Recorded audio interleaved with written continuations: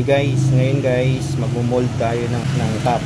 So, syempre kailangan natin ng faultless heavy hold na spray. Ito guys, nabibili to sa Ace Hardware or sa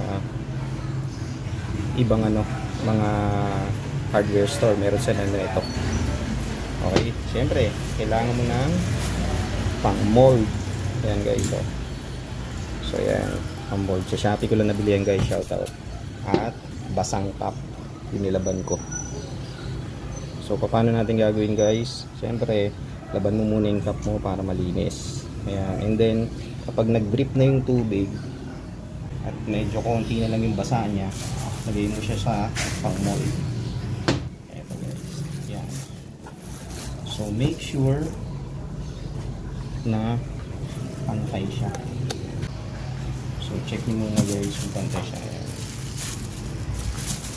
And then, kailangan yung pinaka-dome ng cup nyo is nakatapat mismo sa molder niya para kapag in-sprayan mo siya ng faultless heavy hold is ganito na siya, is matapos. Once okay na ito guys, once okay na tayo lagay ko na, syempre kailangan nyo na ito. First shake mo muna yan, and then spray nyo siya guys sa mismo cup. Ito. Okay, so make sure lahat yung guys spray yan, and then ganyan mo lang siya guys. Kalat nyo lang siya. Okay.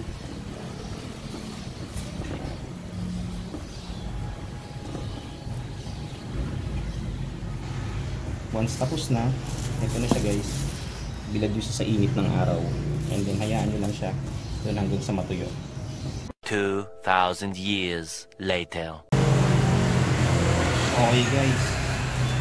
Since ngayon lang uminit, ilang araw na nag-uulan, pero tatanggalin na natin, titingnan natin kung okay ba yung ginawa nating pang mold. Check natin guys.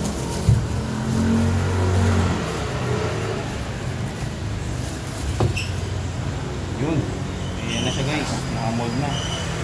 Pakinggan nyo guys, sobrang tigas niya na pati loob, tsaka itong buong cup. Ayun lang guys. So sa mga gustong matuto kung paano mag-reshape ng sombrero from original form sa ganito guys, panurin nyo lang itong video na ito. Okay, salamat at hanggang dito na lang.